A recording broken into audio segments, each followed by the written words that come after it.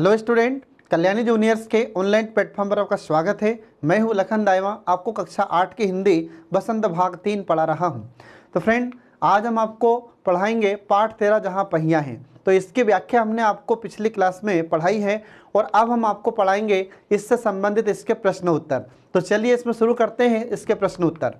तो देखिए, इसमें एक वाक्य लिखा है जो आपको समझना है कि जंजीरें, उन जंजीरों को तोड़ने का जिनमें वे जकड़े हुए हैं, कोई ना कोई रास्ता या कोई ना कोई तरीका लोग निकाल ही लेते हैं। तो जंजीरों से मतलब है यहाँ पर कि पुराने नियम, ठीक है, या पुराने रीति रिवाज जिसमें हमारी भारतीय महिलाएं जकड़ी हुई थी। तो यह एक समस्या है, ठीक है। तो आगे देखिए फिर प्रश्न 1। तो प्रश्न 1 है कि आपके विचार से लेखक जंजीरों द्वारा किन समस्याओं की ओर इशारा कर रहा है, ठीक है। तो प्रश्न है कि आपके विचार से लेखक यहाँ पर जंजीरों के माध्यम से किन समस्याओं की ओर इंगित कर रहा है, इशारा कर रहा है। तो देखिए, इसमें उत्तर है कि लेखक ने जंजीरों द्वारा उन समस्याओं की ओर इशारा किया है जिसमें महिलाएं पुरुषों द्वारा थोपे गए दायरे के अंतर्गत रोजमर्रा की घिसी पिटी जिंदगी जीने को मजबूर है या विवश है। आ रहा समझ में? तो हमारे भारत में ऐसे समस्या है। तो लेखक यहाँ पर कह रहा है कि जंजीरों का मतलब क्या है। तो जंजीरों से तात्पर्य यहाँ पर ऐसे समस्याएं हैं जो हमारे भारतीय समाज के द्वारा बनाई गई थी। कुछ ऐसे रीतियाँ बनाई गई थी, कुछ ऐसे रिवाज या कुछ ऐसे नियम बनाए गए थे जिसमें महिलाएं प्रतिदिन रोजमर्रा की घिसी पिटी जिंदगी जीने को मजबूर हैं। आ रहा समझ में? बहुत सारी ऐसी समस्याएं थी, बहुत सारे ऐसे रीति रिवाज थे हमारे भारत में जिससे महिलाएं बाहर नहीं निकल पा रही थी। जैसे पर्दा प्रथा हमारे भारत की सबसे बड़ी समस्या है, थी और अभी भी है। तो अभी भी पर्दा प्रथा पूर्ण रूप से समाप्त नहीं हुई है। पर्दा प्रथा का मतलब होता है घूंघट करना। आ रहा समझ में? इसके बाद में महिलाओं को कहीं जाने न देना, उनको पढ़ने न देना, और भी बहुत सारी समस्याएं थी। आ रहा समझ में? तो इन्हीं समस्याओं की ओर हमारे जो लेखक हैं वो इशारा कर रहे हैं। तो आगे देखिए इसमें, तो ऐसे समाज के द्वारा जो बनाए गए रीति रिवाज, जो नियम थे, इनके कारण महिलाएं घिसी पिटी जिंदगी जीने के लिए मजबूर थी, ठीक है। फिर आगे देखिए इसमें, तो महिलाएं इस पुरुष प्रधान समाज में न तो स्वतंत्र निर्णय ले पाती है और न ही अपने व्यक्तिगत स्वतंत्रता महसूस कर पाती है। तो पुरुष प्रधान का मतलब क्या होता है? तो पुरुष प्रधान का मतलब होता है कि जहाँ पर पुरुष की चलती है। आ रहा समझ में? इसमें इस समाज में, पुरुष प्रधान समाज में अगर कोई भी निर्णय लेना है तो पुरुष निर्णय लेगा, महिलाओं से कुछ भी नहीं पूछा जाता। ऐसे समाज को कहते हैं पुरुष प्रधान समाज। आ रहा समझ में? तो इस पुरुष प्रधान समाज में महिलाएं कोई भी निर्णय नहीं ले पाती थी और अपने आप को स्वतंत्र भी महसूस नहीं करती हैं। आ रहा समझ में? ये आपको ध्यान रखना है। और अपनी जिंदगी में वे कदम कदम पर पुरुषों का सहारा लेने के लिए बाध्य हैं। अगर उन्हें कोई सहायता चाहिए तो पुरुषों से सहायता लेनी पड़ेगी। कदम कदम पर उन्हें हर समय उन्हें पुरुष की आवश्यकता होती है। अगर पैसे की आवश्यकता है तो पुरुष से मांगना पड़ता है। अगर कहीं जाना पड़ता है तो पुरुष से कहो कि हमें छोड़कर आइए। आ रहा समझ में? और अगर कोई समस्या है तो उसके समाधान के लिए पुरुष से कहो।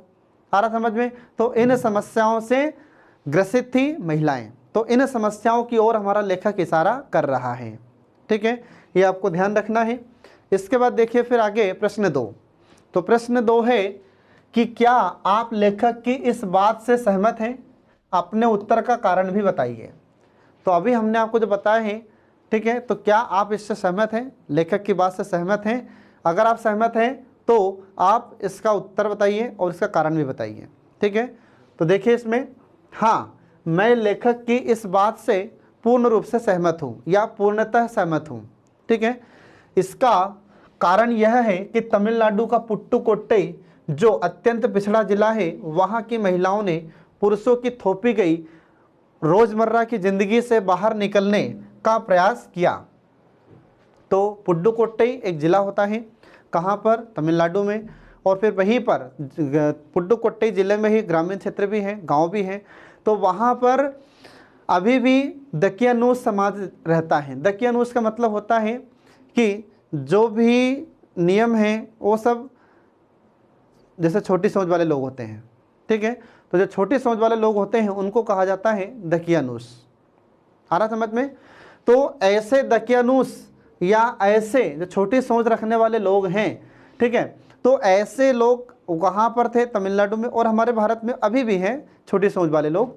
तो यहाँ पर जो पुडुकोट्टई नाम का ज़िला है, जो पिछड़ा ज़िला था, तो वहाँ की महिलाओं ने ये पुरुषों पर थोपी गई जो रोज़मर्रा की ज़िंदगी है कि उठो और पुरुषों की बात मानो, निर्णय में हमारी भागीदारी नहीं होगी, ठीक है, निर्णय लेने में इनका अधिकार बिल्कुल नहीं है।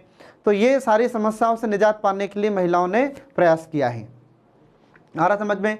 महिलाओं को कहा जाता है तुम वहाँ नहीं जाओगी, तुम यहाँ नहीं जाओगी, पढ़ने नहीं जाओगी, नौकरी करने नहीं जाओगी, ठीक है। इसके बाद और भी तमाम इन पर प्रतिबंध लगा रखे थे। तो अब महिलाएं क्या है, धीरे धीरे इन प्रतिबंधों से छूटने लगी, इन प्रतिबंधों को धीरे धीरे समाप्त करना शुरू कर दिया है।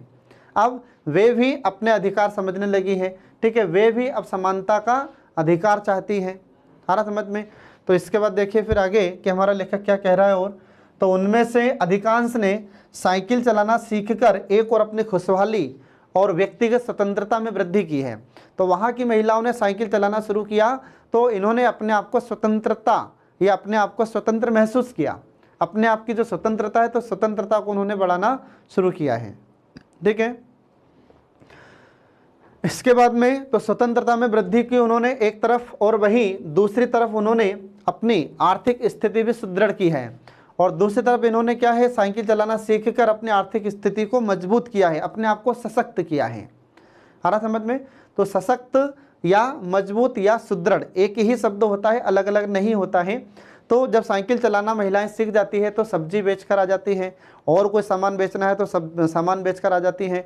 अब इन्हें बस का इंतज़ार नहीं करना पड़ता है, ठीक है। तो अब इनके पास आय बढ़ने लगी, इनके पास रुपये पैसा आने लगा, तो इनकी आर्थिक स्थिति भी मजबूत होने लगी, ठीक है। ये आपको ध्यान रखना है। अब इसके बाद देखिए आगे पहिया।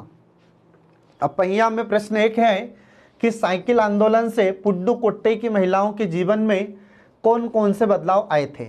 जब महिलाएं साइकिल चलाना सीख जाती है तो इन्होंने एक साइकिल आंदोलन भी चलाया था, जिससे वहाँ की महिलाओं में कौन कौन से परिवर्तन देखने को मिले हैं। तो देखिए यहाँ पर साइकिल चलाना या साइकिल आंदोलन से पुडुकोट्टई की महिलाओं के जीवन में कुछ परिवर्तन आए थे जो निम्नलिखित हैं। तो कौन कौन से परिवर्तन है फ्रेंड? तो देखिए यहाँ पर कि पुडुकोट्टई की महिलाओं की खुशहाली और व्यक्तिगत स्वतंत्रता में वृद्धि हुई। आ रहा समझ में? जब महिलाएं साइकिल चलाना शुरू करती हैं और साइकिल सीख जाती हैं, तो कुछ लोगों ने तो उन पर कटाक्ष किया था, कुछ लोगों ने मजाक उड़ाया था, लेकिन बाद में धीरे धीरे धीरे धीरे वे लोग भी चुप हो जाते हैं और सामाजिक मान्यता भी इन्हें दे दी गई थी, ठीक है। अब जब यहाँ पर पुडुकोट्टई की महिलाएं साइकिल चलाना सीख जाती है तो ये अपने आप को खुश नसीब, अपने आप को खुश रखना सीख जाती है, इन्हें बहुत खुशी होने लगी। इसके बाद में ये अपने आप को स्वतंत्र महसूस करने लगी। आ रहा समझ में? इसके बाद फिर कृषि की उपज को आसपास के अधिक गांवों में बेचने के कारण उनकी आर्थिक स्थिति में भी सुधार हो जाता है। अब कृषि उपज, तो जो भी कृषि उपज है ना, तो उसको ये महिलाएं बेचकर भी आ सकती हैं, जिससे उन्हें आय प्राप्त होने लगी, उनके पास रुपए पैसा आने लगा, तो आर्थिक रूप से ये मजबूत होने लगी। अब इनको पुरुषों पर निर्भर नहीं रहना पड़ता। फिर इसके बाद में बस स्टॉप तक पहुंचने के लिए पति, बेटे, भाई, पिता आदि पर निर्भरता में कमी आई है। अब इनको बस स्टॉप पर पहले जाना पड़ता था, ठीक है, तो पता चला कि पति से कहेंगे महिला कि मुझे छोड़कर आइए, या फिर कोई माँ अपने बेटे से कहती थी कि मुझे बस स्टैंड तक छोड़कर आ जा, या फिर कोई बहन कहेगी अपने भाई से कि मुझे वहाँ तक छोड़कर आ जाओ। तो ये निर्भरता अब कम हो गई है। आ रहा समझ में? इसमें कमी आई है। तो ये सब आपको याद रखना फ्रेंड। अब इसके बाद देखिए समय तथा श्रम में बचत हुई है। तो समय में बचत हुई है, तो ये समय में बचत कैसे हुई? तो पहले महिलाओं को पैदल जाना पड़ता था, तो समय बच रहा है साइकिल चलाने से। दूसरा, श्रम में बचत हुई है, तो पहले पैदल जाना पड़ता है, तो पैदल चलना एक श्रम ही है, एक परिश्रम ही तो है पैदल चलना। अब पैदल नहीं चलना पड़ता उनको। इसके बाद फिर साइकिल पर अपना सामान या पीने के पानी वे दूर दूर से स्वयं लेकर आ जाती हैं। पहले क्या होता था कि पानी लाना है तो पुरुष से कहो, अब पुरुष की इच्छा वो जाए या ना जाए, लेकिन अब महिलाएं साइकिल चलाना सीख चुकी हैं, तो पानी लाना है तो खुद ही पानी लेकर आने लगी। अब इन्हें किसी की आवश्यकता नहीं है। फिर इसके बाद में महिलाओं में आत्मविश्वास तथा आत्मसम्मान की भावना में वृद्धि हुई। तो जब महिलाएं साइकिल चलाना सीख जाती है तो उनमें आत्मविश्वास बढ़ा, ठीक है, और आत्मसम्मान की भावना में भी वृद्धि हुई, ठीक है, ये आपको ध्यान रखना है। इसके बाद फिर आंदोलन से महिलाओं को आराम करने का समय भी मिल जाता है। आ रहा समझ में? अब जब महिलाओं ने ये आंदोलन किया था तो आंदोलन से महिलाओं को आराम करने का समय भी मिल जाता है। आ रहा समझ में? तो इस प्रकार से हम देखते हैं कि ये प्रश्न के उत्तर हैं जो आपको ध्यान रखना है। अब इसके बाद देखिए प्रश्न 2। तो प्रश्न 2 है कि शुरुआत में पुरुषों ने इस आंदोलन का विरोध किया था, परंतु आर साइकिल्स के मालिक ने इसका समर्थन किया था, क्यों? तो इसका उत्तर देखिए अब क्या है। तो उत्तर है कि शुरुआत में तो पुरुषों ने इस आंदोलन का विरोध किया, परंतु जो आर साइकिल्स विक्रेता था तो उसके मालिक ने उनका समर्थन इसलिए किया था क्योंकि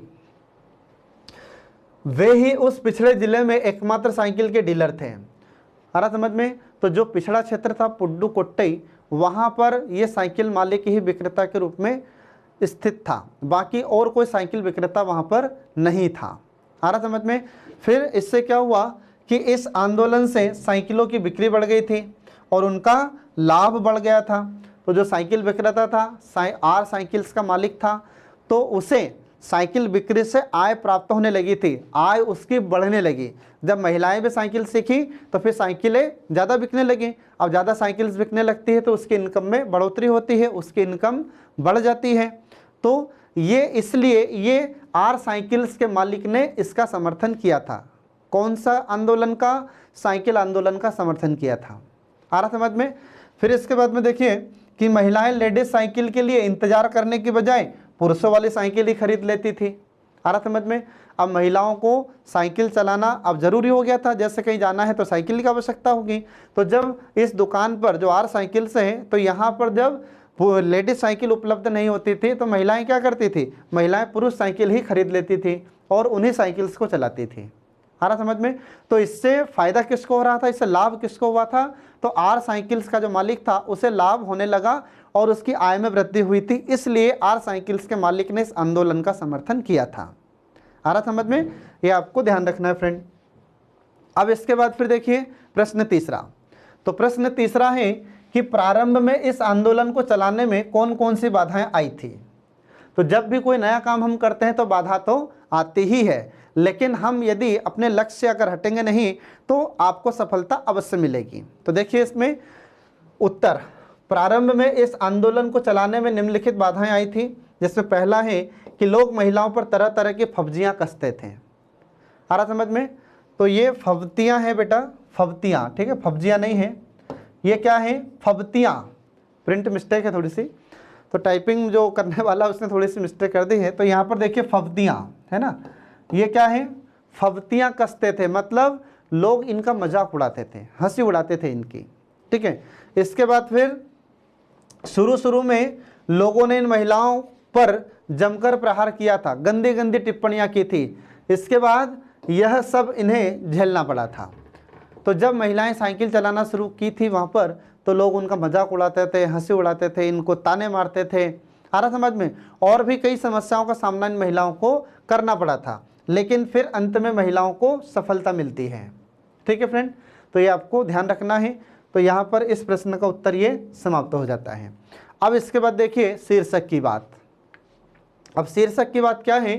तो देखिए इसमें कि आपके विचार से लेखक ने इस पाठ का नाम जहां पहिया है क्यों रखा होगा।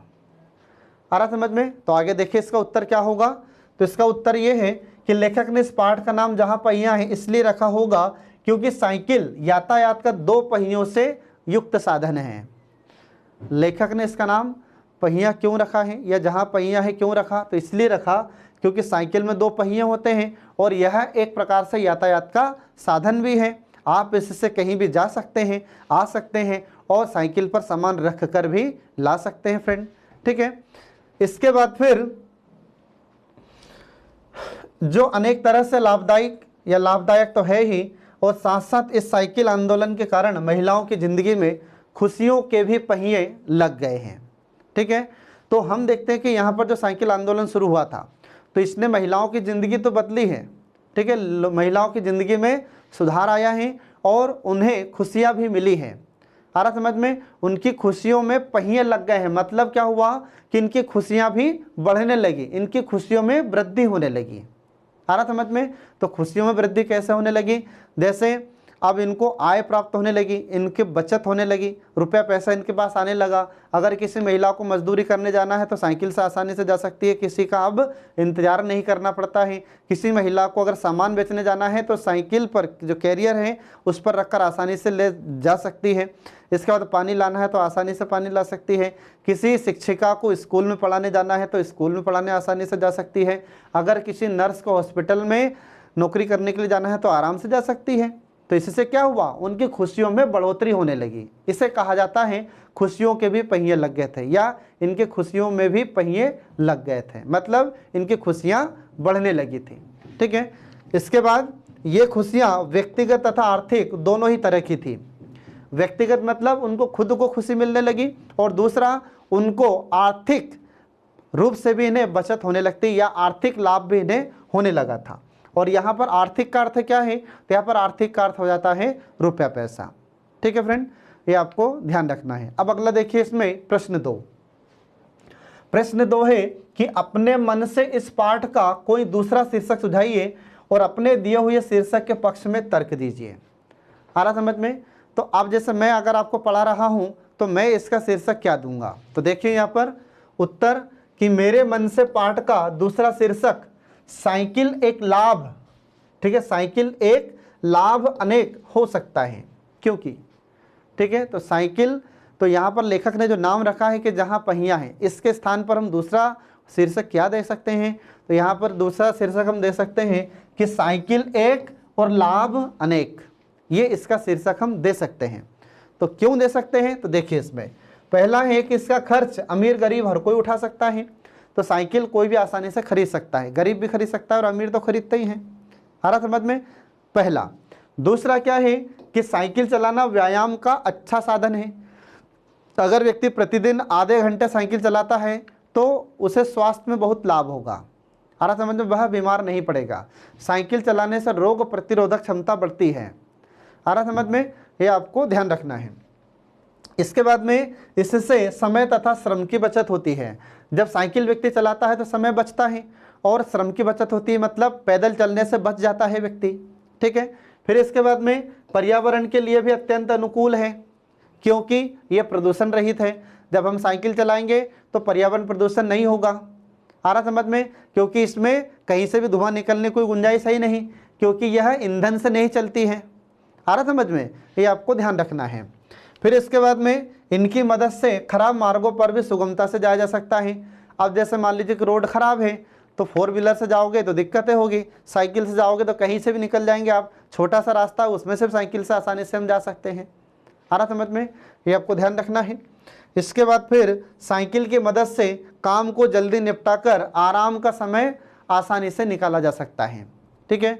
तो अगर आपके पास साइकिल है तो साइकिल की सहायता से आप कोई भी काम है उसको जल्दी से पूरा कर सकते हैं और आसानी से आप आराम कर सकते हैं। आ रहा समझ में फ्रेंड? ये आपको ध्यान रखना है।